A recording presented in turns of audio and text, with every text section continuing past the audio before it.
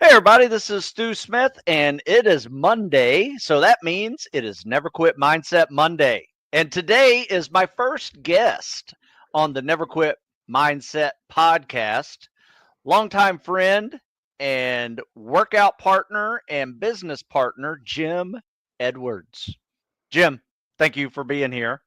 Hey, I'm excited to be here. This is weird. You turn the tables on me. We've been doing a podcast together for 10 years, and all of a sudden I'm on the other side, and I got to let you talk. I know. So here, let me just give you a little full disclosure. Jim contacted me probably 13 years ago. We're figured out. Yeah.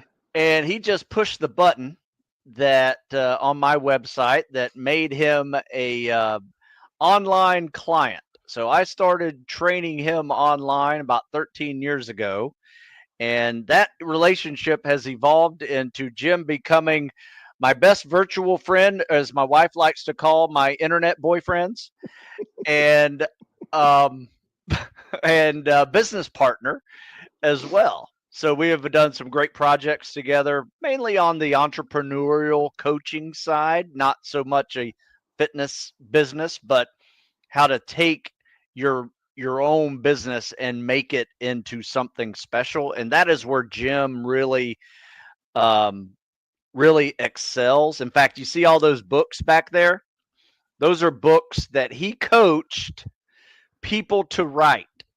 So, and he just got a few in the mail right there, it looks like, Yeah. from a recent book writing challenge that he puts on his website. And if you're interested in who Jim Edwards is, you got to check out copyandcontent.ai, and you can see his programs that he has over there that he sells. But isn't really a commercial for you, Jim. It is about some stories that I have heard over the years, and I thought you'd be a great candidate to bring on to discuss a never quit story of young Jim Edwards and what maybe created some of the resilient mindset that you have, in facing doubt and failure and pushing through and becoming a success on the back end.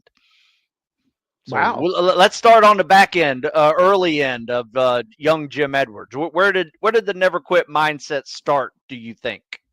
Um, I think that it started. I was a pretty well. First of all, Stu, thanks for having me on. And it's I tell you, Stu took me from fat and 40 to 50 and fabulous. So there you go. Um, He is now the ageless athlete. In fact, Jim was my guinea pig for this one.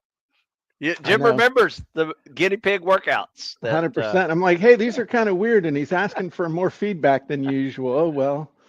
One quick story. I met Stu before I met Stu was at a event, and he was managing obstacle on the top of Wintergreen Mountain, or ever it was Wintergreen. Anyway, some ski yeah. Let resort. me just tell you, an obstacle course on a ski slope was probably the worst idea I've ever had to go do. Running up a ski slope is just one of those things that you got to be in a mindset to do that, and that was a rude awakening to do that. It was And what a Go Ruck event that it was yeah, so much fun though. it was a lot of fun. One of the guys in my group had broken his back on the Dirty Name one, and so we got to the top. There was this huge line. And I'm like, screw it, man. I'm not going to stand in this line. I can bypass a couple hundred people here and keep going. And so I'm like kind of wandering by, and this stocky dude says, hey, I'm like, what? Huh?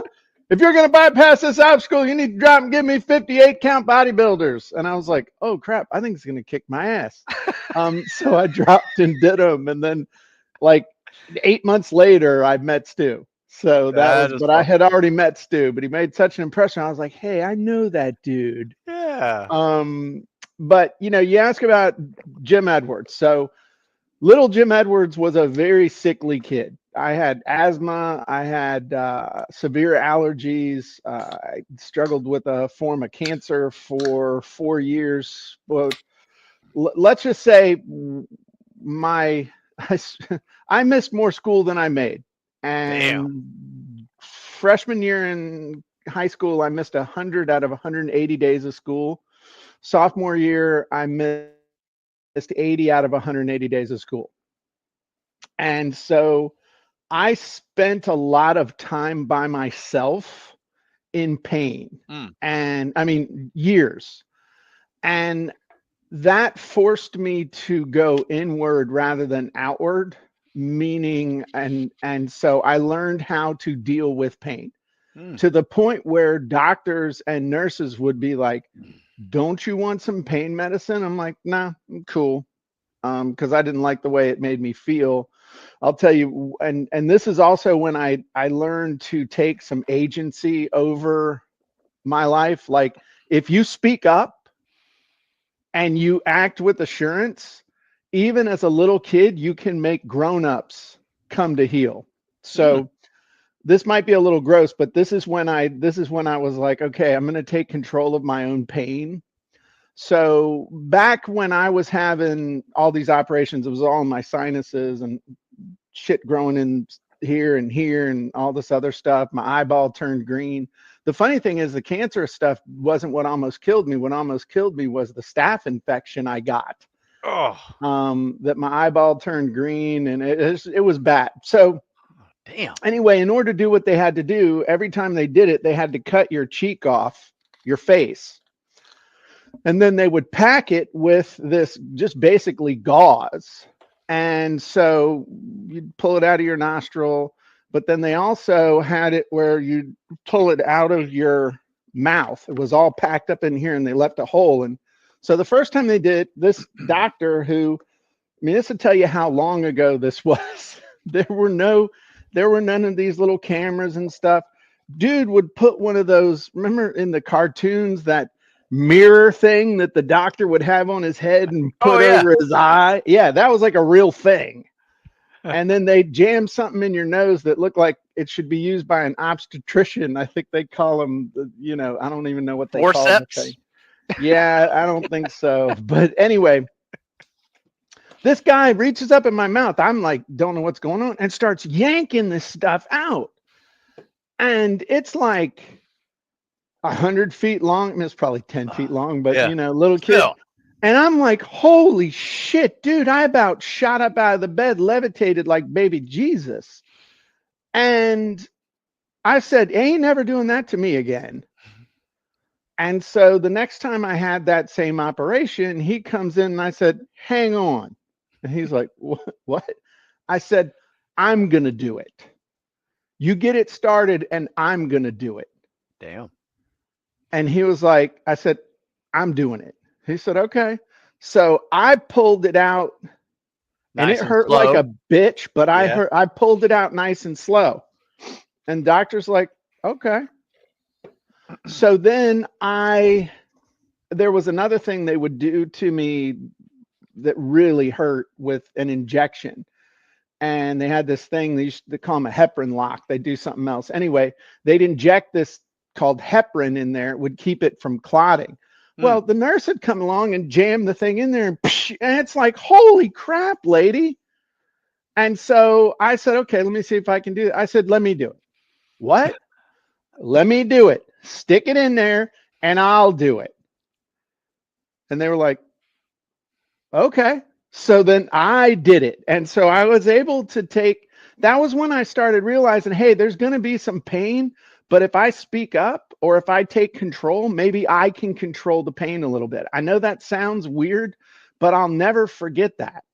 But then also being faced internally. I mean, like I would sit in the hospital bed for hours pretending like I was asleep, so that I would just sit there, and I didn't at the time. I mean, I wouldn't have called it meditation, but I would sit there and just think.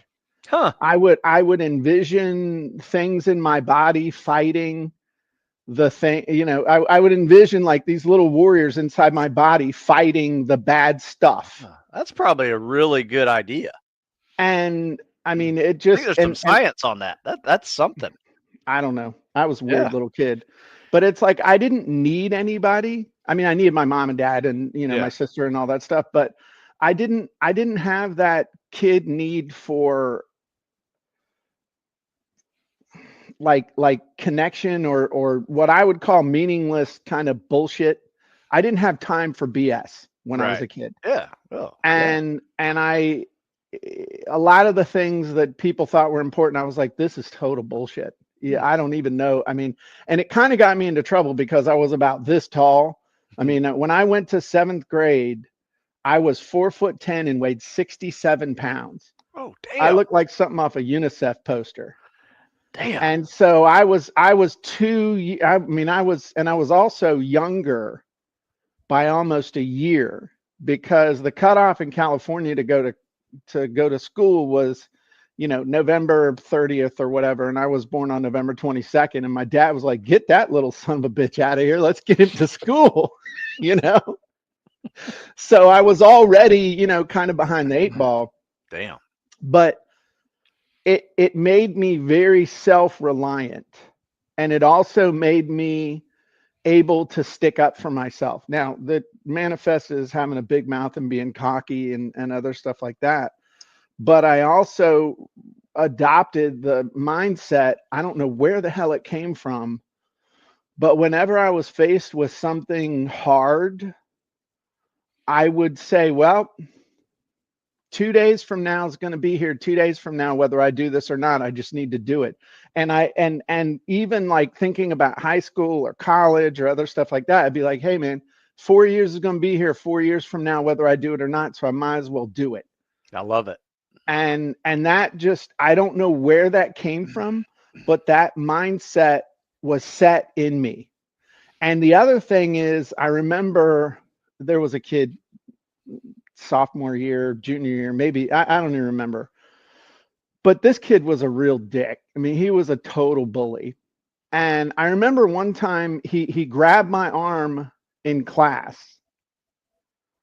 and was like squeezing it, trying to make me say uncle. Mm. And I just looked at him and I said, dude, you're going to have to break it off before I'll even squeak. And the look on his face was like, holy shit. He never messed with me again.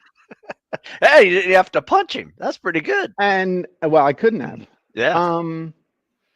But it was just interesting how that formative stuff made me not weak, not externally focused, like, hey, fix this or fix me or somebody make it better. Right. It was like, no, it is what it is, and I can take it. And so that was my whole formative thing. Now, junior year or summer before junior year, one of the operations they did, finally, they were just like, you know what? Let's just rip his entire sinus lining out. Literally scrape the inside of my skull down to the bone and see if that fixes it. And it mostly did. And it was like one of those, I was like a little tree that had one of those sucker vines on it that finally got cut. And all of a sudden it was like, poo. Wow. And I started growing a little bit and I was actually able to go to school. And so I started getting straight A's. Nice. Because I could actually go to school. And so that gave me some confidence. And then by senior year, I'd made some friends and, I had my, my posse of boys that I was hanging with and we were, doing stuff. But that was very, very much formed the mindset that I carry to this day. Now, unbeknownst to me, they legitimately would call it PTS now from all of that, as far as some unresolved stuff that I had to deal with about 12 years ago, which was a good thing. But we'll talk about that later. Yeah. So that's young Jim's formative stuff. I can't tell you how many people I've talked to when I was, writing this, and a lot of them had early childhood issues, whether it was illness or other types of trauma or accidents that put them in the hospital for long periods of time. And that everybody went back to that. And it's, I know not everybody has those stories. And I don't know if you remember, but when I sent you the first draft of this, there was a chapter in there on a hard childhood, like sick and illness and dealing with injury and things like that. And Yeah. I had originally tried to do something like that in this book, but I wound up taking it out after some my editor made a suggestion to make it more of a internally focused. Like, when do you know you're ready Right. to go do these things type of chapter versus dealing with, childhood cancer that might not apply to everybody. So anyway, I always thought that was a very, my initial mindset of writing this book had a chapter in there for that, because I think it is a profound event for people that gives you some special tools that a lot of people don't have, I think. I think I would sort of agree with you, but I think that's also an easy answer, an easy thought, because nobody's had a perfect life. And what it is it's how do you tell the story to yourself about what happened? Whatever's happened to you, is it a story that you draw from that makes you stronger, or is it a story that makes you weaker? There's really not any good there's no in between. Maybe Right. maybe most people are in between, I don't know. Yeah. But you can look at anything and interpret it as either something that made me stronger, something that gave me insight, something that gave me a leg up. So I'll give you two quick examples. I mean, you can pull these stories from anywhere. Most people though want to dwell on negative instead of on positive, and you really need to do both. So when I was a junior, I was really into drama, and I wanted to get this one part because we were going to try and go to a national competition. And so I was giving up my weekends and practicing and to audition for a part that I wasn't necessarily going to get. But I remember when I got there for the audition, there was one other dude in the class going up for it. And I crushed this kid's soul. I was so ready. And long story short, I ended up going on. We competed in that competition. Our class didn't win, but I won Best Supporting Actor for the entire competition. And it was a huge deal. I mean, that ended up helping me get into college and some other stuff.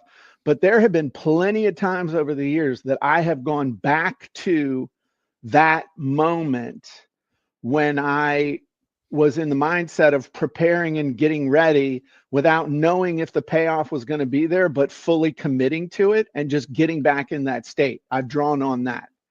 There's another thing. When I got to William and Mary, I joined ROTC, much to the chagrin of my hippie parents. And I was all in, dude. I was all in. They said, hey, now here's what the upperclassman said to me. He said, now, if you come to Airborne PT, and if you really, it was 3 reallys. If you really, really, really want a slot to Airborne school, you will get one. And I was like, and this is back in the Cold War when everybody's ass was a paratrooper because they figured they'd be throwing everybody out of the back of a plane. So, but anyway, only 3 freshmen had ever gone from William and Mary to Airborne school. And I was like, I'm going to be the 4th. So, man, I got up 3 mornings a week. I was getting up at 5:30, getting over the gym at 6, working out, dude, just sweat. I mean, I was tiny. I mean, I had no business doing that. But over the course of the year, I got really, really strong, and I got a slot to Airborne school. Well, I called my mom all excited because I had gotten a slot to Airborne school, and my mom said, you ain't going. Long story short, my parents threatened to kick me out of the house. Damn. And they said, you're not going. And so went through a whole bunch of stuff. They came down. My dad got me kicked out of ROTC. whole bunch of stuff I had to go through to get back into ROTC. But then by then I had been labeled a problem child and some other stuff. But a general heard my story and he said, "Hey, you really want to go? You can go." So they got me another slot to airborne school because they had given mine away. They did a bunch of medical exams on me and stuff. And they're like, this is a case of parental overreach. So they got me another slot and plane tickets and everything. I was going. I went home, told my parents, "Hey, I'm going. I'm 18." They said, "All your shit will be out on the lawn." And I had to make a decision, and I had to call and the ROTC department say, "Okay, my parents won't, I can't go." And my dad looked at me because this is how you view yourself may not be how other people view you. And see, mom and dad still saw me as sick little Jimmy, not Jim, who had literally transformed himself in a year. And my dad said, what made you think you could even do that? I said, "Dude, I can max the Army's physical fitness test." I said, "I can do 80 push-ups in a row." He said, "Bullshit." I said, "Watch this." I dropped right there in the middle of the living room, no warm up, nothing, busted out 85 push-ups because the last 5 were fueled by hate. And I jumped up and just snapped. I mean, I jumped, I recovered, snapped to attention right in front of him. I said, "Do you want to see the sit-ups too?" And he just shook his head and didn't say anything. And that, I will tell you though, that affected our relationship for the rest of our lives. Yeah. And when my father passed away last summer, when he was on his deathbed, he told me, he said, I'm sorry about all that happened with that. Because he knew that was one of those things that you could never take back. So what that taught me though, was that you can bust your ass for something and still not get it. But what matters is who you became in the process, not necessarily the end result like that. Because I look back now, and if I had gone to airborne school, then I probably wouldn't have dropped out of ROTC to go PLC with the Marine Corps. And then PLC with the Marine Corps got canceled because of the Graham-Rudman budget cuts. And then I wasn't thinking about going enlisted. So I ended up staying in Williamsburg and doing a bunch of stuff. And I come all the way to that moment now. The reason why I'm wearing this VMI t-shirt is because my grandson sweatshirt. My grandson is a rat at VMI. And if I had gone to airborne school, I wouldn't be married to the lady I'm married to, and I wouldn't have the grandkids that I have, or the kids that I have. Screw them. They were a means to an end. But you think about it and you realize that who I became and that experience I had was far more valuable than whether I went and became a 5-jump commando. So anyway, but those are the kinds of things though, that how you interpret that is how you interpret anything that happens in your life. Are you telling a story that empowers you and gives you an excuse to go do cooler stuff? Or are you telling a story that enables you to blame some circumstance or some person or something else as to why you don't have what you have? Yeah, I love that. I love that. It sounds like to me, your experience with that, you realized I got stronger, I got tougher, I got smarter in this process. And you're taking those 3 things with you for the rest of your life. Correct. Yes. And you still, but you have to be able to recognize that as well. So I remember one of the guys that I knew in high school, a dude named Sam Roots, super cool dude. He went to William & Mary, was a wrestler. He was huge. He was huge in high school. And I was this little tiny thing. So anyway, I kept working out. I was lifting and doing stuff. And I was pretty swole by the time I was a junior in college. I mean, you would not have recognized me. And one day there's a knock on my door in the fraternity house, and I go, and there's Sam Roots standing there with another kid that I knew from high school, a kid named Joe Namath. No shit. The kid's name was Joe Namath, and they played football. That's cool. And Sam looked at Joe, didn't even say hi to me. He said, Sam looked at Joe and he said, I told you. And Joe's like, holy shit, dude. And I'm like, what? He told Sam, I was taller than Joe. I actually grew like 5 inches in college. Nice. And I was taller than Joe. And Joe's like, holy shit, dude. I'm like, what are you all talking about? And Sam's like, I told him you got big, dude. And he's like, oh, okay, cool. Good seeing you. He's like, all right, see you. That was it. I was just like, that was funny. Yeah, that's awesome.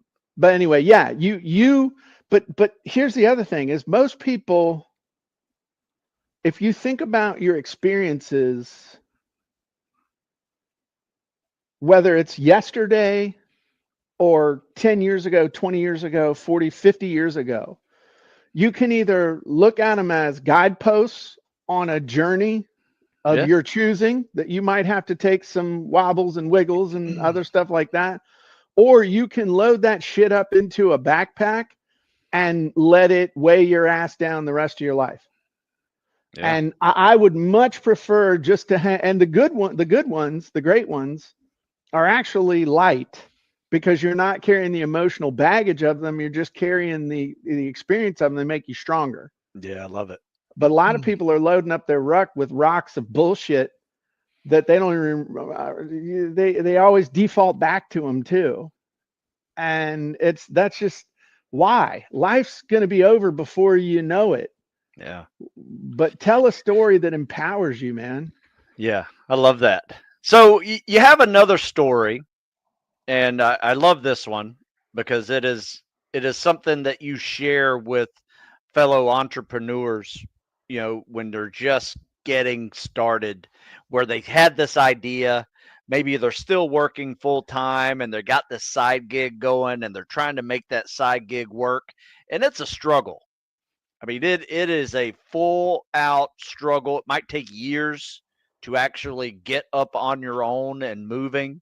I think we've all had that struggle in that entrepreneurial journey, but you look back at it and you're like, that's what made me. Right. Oh, sure. Yeah.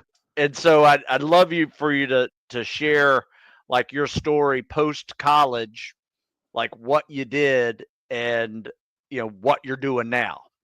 So when I graduated from college, I had a degree in history. And if I hadn't been drunk the whole month of March, my senior year, I could have had a minor either in Chinese comparative literature or South American archaeology, but I couldn't be bothered to fill out the paperwork, just like I couldn't be bothered to drop 2 PE classes and got an F in each one, but didn't care because it didn't count to your overall GPA, so I didn't give a shit.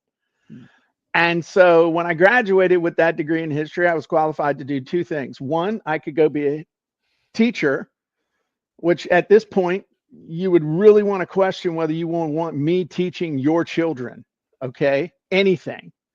Or I could go into 100% commission sales because nobody was letting officers into the military unless you came through, one of the academies or other stuff in the late 80s. It wasn't happening. So I said, all right, I guess I'll go into sales. And in 18 months, I quit or got fired from 7 different jobs. And so one day I was an assistant center manager at Nutrisystem when they used to be in strip malls. And I sold the lady. I was really good at that because I learned that if you could make them cry, they'd buy. And so, but I sold the lady and she said, you'd be really good in my business. I said, wow, okay. Well, I've been in about every other business. What do you do? She was in the mortgage business. She explained to me how it worked. And I said, you know what? I think I could do that. I think I could do that really well. And so I made a bank in Virginia Beach give me a job because I just harassed the president of the mortgage bank to the point where I was calling him at home at night, telling him he needed to hire me. So he hired me with the full intent that I would fail. And within a year, I was making $100,000 at 23. Now, in 1991, 1992, making $100,000 was a lot of money. Yeah. And so I thought my poop didn't stink. I mean, I had my Acura was paid for. I had a house. I owned my own home. I was wearing $400 suits. I mean, I had it going on to the point where I thought that I was like, okay, I've made it. I figured it out. Everything I do is going to work.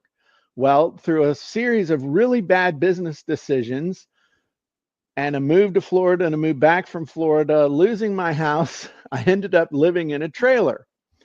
And I was pretty much, I mean, I had developed a heart condition. I mean, just it was bad. It was meteoric rise, meteoric fall. Had written a book on how to sell your house yourself. Actually have a copy of it. I sent it off to 40 different publishers, got rejected by all 40. And so I was at homecoming and I ran into a fraternity brother and I said, he mentioned his dad. So this is the book. Okay. Comb bound. I don't even think they do this anymore. It might be illegal because of the plastics in that thing, but he and his dad had bought a web server and I said, hey, do you think I could sell my book on the internet? Now he was totally unqualified to say yes, but he was like, yeah, sure. You can buy web hosting from us. So what that did though, was it launched me on a 4-year odyssey of trying to figure out how to sell my book on the internet. And it didn't go great, but through pure blunt force trauma of effort, I got it up to where it was making a few $100 a month. And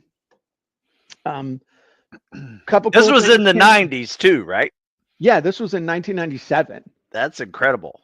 So Nobody was selling ebooks in 1997. No, I was one of the first ever. I got written Yeah. up in the New York Times and some other stuff. But I mean, the funny thing, was when I was in bankruptcy court, I listed the book as an asset, and the judge laughed at me and was like, "Man, that must not be a very good book if you don't even own a house." And I was like, "Whoa, I'm gonna have to suck on that."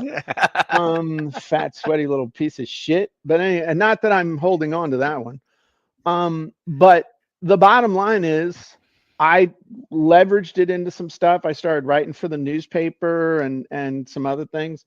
And so, long story short, I ended up working for a guy who treated me like shit, but I learned a lot. And he couldn't speak, and he got invited to speak at a conference in Boulder, Colorado. I went to Boulder. He's like, "Hey, I need you to give the presentation for the company." And that was where everything had led to that moment. Nice. And I was ready for my moment. And when I spoke, I met guys who changed my life forever. Dudes I know to this day. Nice. And within 18 months, based on what I had learned, connections I made, number one, I learned how to write a sales letter. And that night in Boulder, Colorado, because I had no money to go to the bar, I went into my room and I took my 40-page website, turned it into a 1-page long form sales letter. Sales went up 250% overnight. I got that website in one night to the point where it got me out of the trailer park. It was making enough money to cover a house payment, 2 car payments, and an electric bill. Let me interrupt you real quick and share with the younger folks that don't understand how incredible that is. Because let me tell you, in 1997, the internet was just coming on, and nobody wanted to do this. Oh, hell no. Put this on the internet. No. Nobody wanted. I mean, people would send you a check in the mail order, and you would mail it yourself. I mean, that's how hard it was to do business on the internet, and to do it that well is something. I felt like I was laundering money, because people would send money orders and stuff, and you had to email them the thing and all this other stuff. And I was literally processing book orders through my aunt's craft mall at the Williamsburg Outlet Mall. And hey, man, I was top producer in the outlet mall like 10 out of 12 months every year. They could only beat me at Christmas. Otherwise, I was top producer, man.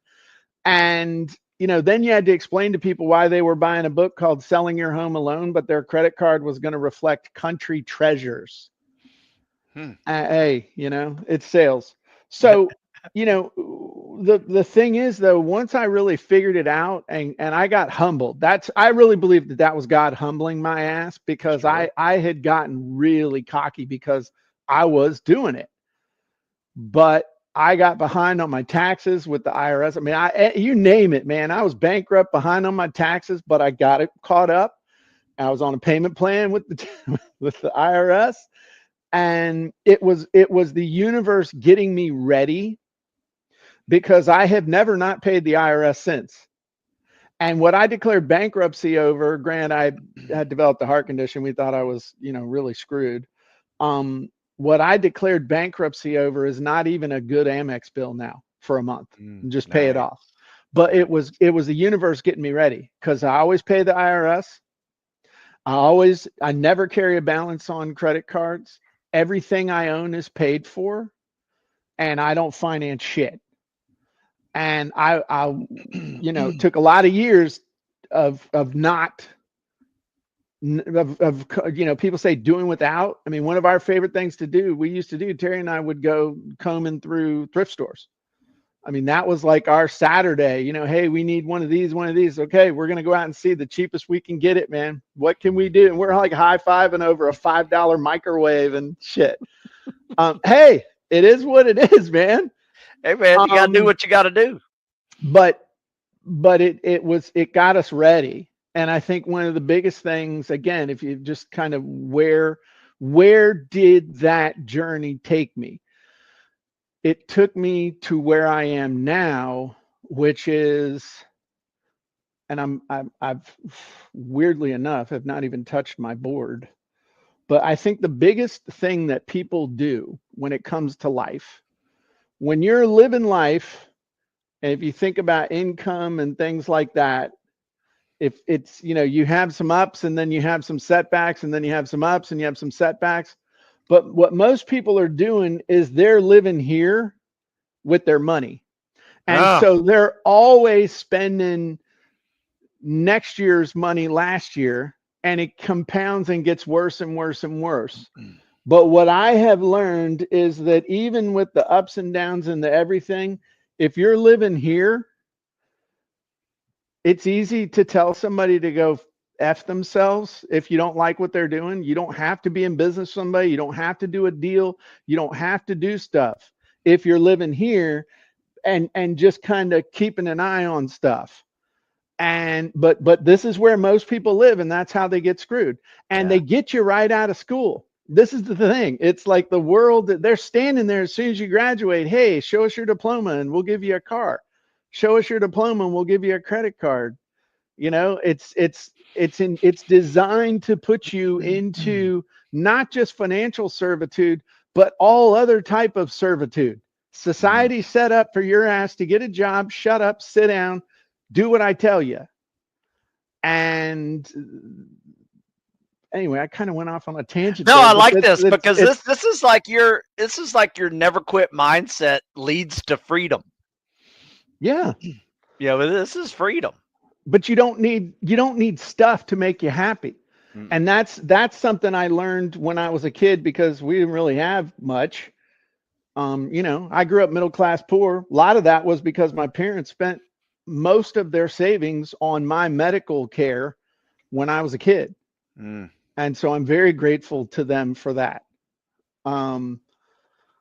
But I know how to get by, I knew how, I always had a little odd job, little hustling, I was selling magazines door to door. And it is what it is. So I'll give the talking stick back to you to kind of get me back on track. I don't know if that told the story that you wanted me to tell. About the trailer. Yeah, absolutely. I mean, the life of the entrepreneur requires the never quit mindset, because I can't tell you how many people have started off wanting to do something. They had a great idea, and then something happens and they go back looking for a job, and now it's back burner stuff that doesn't get done for another 10 years. That is life that can really hit you like that. But tell them, like, what was your day like when you were working full time for someone else and you had the idea of going into business for yourself? Oh, my ass was up at I was up at 3:34 in the morning. I was up at 3:34 in the morning. And literally I would work from 4 in the morning until 8 in the morning. And then I'd get ready, get my shower, and then I'd head off to the job, be there by 9, work till 5, be home by 6, and then I would work from 6:30 to 9. And then it's on Saturday, I'd put in a half a day. I'd put in a half a day on Saturday, 6 to 6. Yeah. I mean, 12 hours on Saturday, because it's like, dude, it's what's the alternative? The alternative is this, but the only way it's going to change is if I act. If I act, then something will change. If I don't act, then nothing will change. And the other thing that people look at, okay, well, I tried this and it didn't work, I must be a failure. No, dumbass. You tried something that didn't work. What do? You try something else. That didn't work. Try something else. That worked a little bit. Hey, let's 10x that. It's one of those things that you got a choice. There's always a choice. I love it to hear, I don't have a choice. Bullshit. There's always a choice. You're just choosing to keep doing the shit you're doing now. Oh, well, you got it. Bullshit. Everybody, oh, well, you didn't have kids. No, I didn't have kids. I instantly got 2 kids when I got married. I didn't get the diapers and stuff. I got insolent fucking teenagers and had to work my way through that. Okay. I love them now. But my point is that you can make excuses or you can take action. Yeah. I love it. And yes, every once in a while you kind of, oh shit. It's fine. Sit down. Lick your wounds for a day. Okay? And while you're sitting there licking your wounds, do some evil scheming on how you're going to get out of this. And, I've picked up some things along the way. You want to talk specifically about entrepreneurial stuff. A lot of people jerk around way too much getting ready to get ready and do stuff. Mm-hmm. And, there's a point of decision where most people don't even get to a point of making a decision. They're at a point of just mental masturbation. And so the other thing is, if someone actually will make a decision, the space between the making of the decision and taking an action is really long. Yeah. And success is on the other side of action. So what you want to do is decide and act basically at the same time. Now, deciding is different than planning and blah, blah, blah, blah. And you can argue with all this stuff as much as you want. But one of the things I've learned if I decide to do something, I take action on it right then. Yeah, if there's one thing that I need to work on, though, is that sometimes my follow-up skill isn't as what it needs to be. But a lot of times it's like, hey, you know what? I made a decision. I acted on that thing. That action I took didn't work. Screw this. I still want to make that happen, but I'm going to have to do something. This, I don't see this working. Yeah. That's your learning experience. It's not a failure. Right. And I think that's where a lot of people stop, is they get that first idea, they start acting on it, they fail, and now it's just they're dealing with doubt and failure and right. And they didn't learn anything from it. I love to in this book I quote Thomas Edison. One of my favorites is, he figured out 500 ways not to make a light bulb. And I just love the fact that, he didn't fail 500 times. He didn't fail at all. Right. And he completely took that word out of his vocabulary. Right. The other thing is that consistency of action is important. You're not going for the hero effort. You're going for the consistently act. Now, and this is where, you asked, hey, what did your day look like when you were doing this? Yeah, my ass was getting up at 3:30 in the morning, 4 o'clock, and busting ass for 4 hours. But in my mind, it wasn't like, oh, I have to do this. It's like, man, I can invest 4 hours in myself. Yeah. before I'm going to give the best of myself to myself, not to somebody who doesn't appreciate me. And that's also where I learned that I could get more done in a couple hours a day than most people 100%. get done all day. Absolutely. And so if you just do the math, even if you can, I call it the 2 golden hours. Okay. You got a creative hour and a mechanical hour. Even if you're super busy, I got kids, I got bills, I got a wife, I got a house, I got whatever. How much Okay. Netflix you watching? Exactly. Okay. You Yeah. got an hour in the morning, an hour at night. Figure out which one's creative, which one's mechanical. 2 hours a day times 5 days a week. That's 10 hours plus at least 8 hours on Saturday. That's 18. Let's call it an even 20 hours a week. That's 80 hours a month. That's 960 hours a year. That is 20 something weeks, 20 something 40-hour weeks devoted to your stuff with full focus, not with the I'm at work bullshit with, oh, I just got here. Let me get ready to get ready. Well, let me get some shit done before, let me get a cup of coffee. Oh, hey, how's it going? What'd you think of the game last night? I can't believe that the Giants lost. I can. They suck. And then it's like, oh, let me get something done. And I get back from lunch. It's like, man, I'm tired. Only working a couple hours a day for somebody else. Yeah. And that's, I don't know. But that's the other thing that I really figured out is that the consistency of effort. It's kind of like working out. You're not going to lose all the weight all at once. One cheeseburger won't make you fat, but a cheeseburger every day for a couple of months will fatten you up, Tubby. Okay. And running once is only going to make your knees hurt. But if you run every day or every other day with a smart plan executed consistently, you get to a point where you can maintain a very high level of fitness with what feels like a relatively minimal amount of effort. Yeah. I'm kind of there right now, 75 to 90 minutes is good for me now. Whereas it used to be 2 hours. Sure, let's do it. So that consistency of action, but you got to give it time to compound. And most people give up before their efforts have time to compound. Yep. So, that's just bring me back around, Stu. I run out. It's like, let me run out there and Stu brings me back. Yeah. The never quit mindset is there's no real template to this, Jim. It really isn't. Everybody has a different never quit mindset story, a process, but I just like to hear other people's story of failing, not failing, calling it a learning experience, dealing with doubt, because we all deal with doubt. I think people doubt themselves, don't realize that we all do. We all have to deal with doubt. And the best way to deal with doubt is act. Is action. Exactly. Yeah. And that's another reason why decide and act. Because the longer you wait, the faster doubt has time to kind of peek his head in and say, hey, y'all got some of them stupid ideas today? I got one for you. You suck.